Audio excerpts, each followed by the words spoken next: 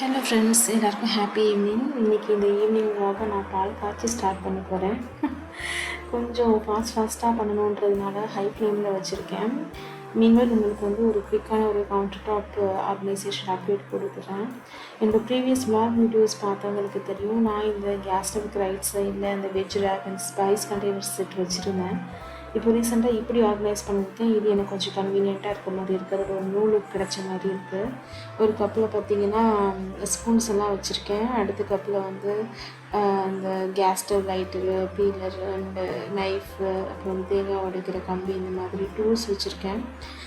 First அது வந்து பார்த்திங்கன்னா தயிர் நான் காலையிலே உர ஊற்றிட்டேன். கிளைமேட் இங்கே ரொம்ப சில்லுன்னு இருக்குது. ஸோ அது உரையவே இல்லை. இன்னும் நைட்டு தான் எடுத்து வைக்கணும். ஓரளவு உரைஞ்சிருக்குன்னு நினைக்கிறேன்.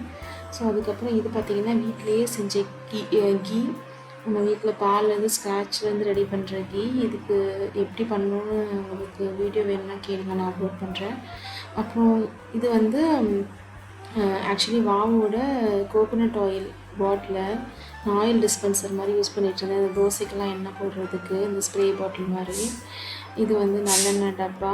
எங்கள் வீட்டில் நல்லெண்ணெய் நிறைய யூஸ் பண்ணுவோம், இந்த இட்லி பொடிக்கு, சட்னி எல்லாத்துக்குமே. அதனால வச்சுருக்கேன்.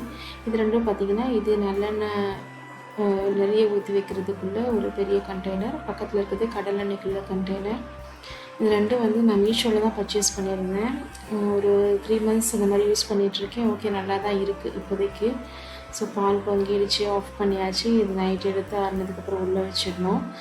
நிறைய ஸ்ப்ரே பாட்டில் வந்து ஆன்லைனில் ஆர்டர் பண்ணியிருக்கேன். ஒரு 2-3 தடவை ஆர்டர் பண்ணி அது எல்லாமே நான் வந்து ரிட்டன் போட்டேன். ஏன்னா பார்த்திங்கன்னா ஃபஸ்ட்டு வாட்டர் வச்சு வாஷ் பண்ணிவிட்டு நம்ம வாட்டரில் வச்சு ஸ்ப்ரே பண்ணும்போது அதெல்லாம் லீக் ஆனது, அது கேப்லேருந்து லீக் ஆகிட்டு இருந்தது, ஸ்டடியாக இல்லாத நிறைய ரீசன்ஸ்க்கு. பட் இப்போ இது வந்து பார்த்திங்கன்னா நான் மரபுகள் கிச்சன் அப்படின்ற ஒரு யூடியூப் சேனல் இருக்குல்ல, அதிலேருந்து பார்த்து வாங்கியிருக்கேன். இது ஓரளவு நல்லா இருக்க மாதிரி தெரியுது. வாஷ் பண்ணும்போதெல்லாம் ஓகேவாக இருக்குது. அதனால் இப்போ ட்ரை பண்ணி வச்சுருக்கேன். இன்னும் யூஸ் பண்ண ஆரம்பிக்கலை. யூஸ் பண்ணிவிட்டு சொல்கிறேன். இது பார்த்திங்கன்னா உப்பு ஜாடி. அண்டு நான் அந்த ஆரோ மார்க் போட்டிருக்கிறது பார்த்திங்கன்னா பேபிஸ்க்கான அரிசி அண்ட் பருப்பு பொடி. இந்த ரெசிபி ஆக்சுவலி நம்ம வீடியோவில் ஏற்கனவே சேனலில் இன்க்ளூட் பண்ணிட்டேன். அது காமிக்கிறதுக்கு மறந்தே போயிடுச்சு. அதை ஆரோ போட்டு காமிச்சிட்ருக்கேன்.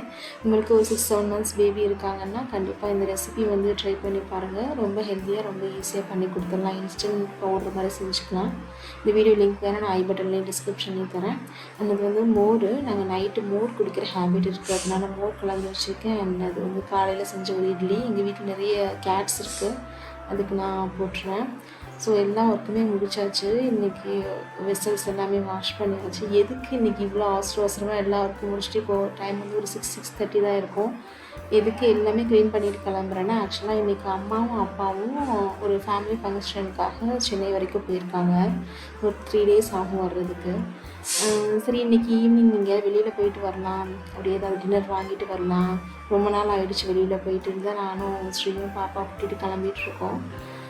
ஆக்சுவலி இன்றைக்கி பிளான் பார்த்திங்கன்னா ஒரு சிக்கன் ஃப்ரைட் ரைஸ் வாங்கிட்டு க்ரில் வாங்கி சாப்பிட்லாம் அப்படின்னு. ரொம்ப நாள் ஆகிடுச்சு, ஒரு 7-8 months ஆகிடுச்சு நான் அந்த மாதிரி ஃப்ரைட் ரைஸ் இதெல்லாம் சாப்பிட்டு. சரி போகலாம் அப்படின்ட்டு பக்கத்தில் வந்து ஒரு க்ரில் ஷாப்புக்கு போயிருந்தோம். ஸோ எம்மி கிரில் அப்படின்ற ஒரு ஷாப்புக்கு தான் போயிருந்தோம். எங்கள் நியர்பை அதுதான் வந்து கிரில் ஷாப் எங்கள் ஏரியாவில் இருக்கிறது. கொஞ்சம் ஓரளவு நல்லாவும் இருக்கும். ஒரு 2-3 டைம் சாப்பிட்ருக்கோம். பட் நாங்கள் போன டைம் பார்த்திங்கன்னா அங்கே இந்த கிரில்லு, தந்தூரி எதுவுமே இல்லை, காலி ஆகிடுச்சுட்டாங்க. லாலிபாப் மட்டும்தான் இருக்குதுன்னு. எனக்கு லாலிபாப் வந்து அந்தளவு பிடிக்காது.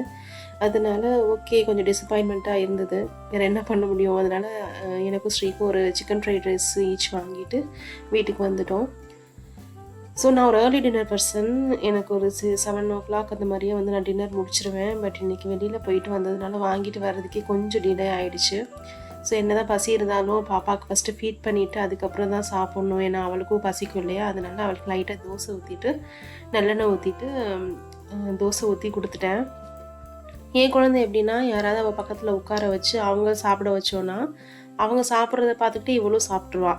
அவங்க எப்படி சாப்பிட்றாங்க பாரு, அவங்க எப்படி சாப்பிட்றாங்க பாரு அப்படின்னு சொல்லி அவளுக்கு ஊட்டி விட்டுடலாம். அதனால வந்து ஸ்ரீயை வந்து சாப்பிட சொல்லிவிட்டு அவங்கள சாப்பிட பார்க்க வச்சே வந்து இவளுக்கு நான் ஊட்டி விட்டுட்டேன். எப்படியும் 20-25 minutes ஆகிடும் அவள் சாப்பிட்றதுக்கு ஒரு மீலும். அவள் சாப்பிட்டதுக்கப்புறமே வந்து ஸ்ரீகிட்ட கொடுத்து அவளை தூங்க வைக்க சொல்லிவிட்டு அதுக்கப்புறமாட்டி தான் நான் வந்து சாப்பிட ஆரம்பித்தேன்.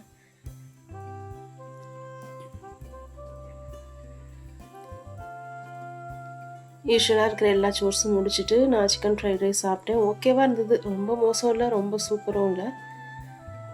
ஸோ இன்றைக்கி இந்த டே இப்படி தான் போணுச்சு. ரொம்ப டிஃப்ரெண்ட்டான ஒரு ஈவினிங்காக இருந்தது. இந்த மாதிரி விளாக்ஸ் பார்க்குறதுக்கு கண்டிப்பாக சேனலை வந்து சப்ஸ்கிரைப் பண்ணிவிட்டு சப்போர்ட் பண்ணுங்கள். I hope you like this video. Thank you so much for வாட்சிங்.